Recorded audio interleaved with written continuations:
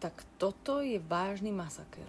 Teraz sa na chvíľku zastav a spomen si, koľko vecí si neurobil, koľko vecí si neskúsil a s koľkatými ľuďmi si sa ani nezoznámil kvôli tomu, že niekto iný ti povedal svoj názor.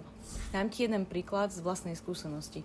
Vždycky som túžila ísť na dovolenku karavanom. Vždycky sa mi to ľúbilo, proste ten pokoj, že si nájdete kemp, tam sa rozložíte a bude to také úplne iné, také proste úžasný zážitok pre mňa. A raz, už si presne nepamätám, kto to bol, ale povedali nám, že sa to absolútne neoplatí. Že o mnoho lepšie je proste ísť do toho hotela alebo rezortu, dať si tam aj stravu, o nič sa v podstate nestarať a len tak si akože byť, oddychovať a nič nerobiť.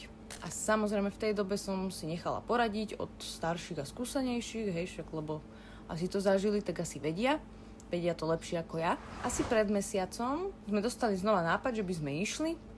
Náš známy má karavan, takže nám ho požičal a môžem vám povedať jednu vec.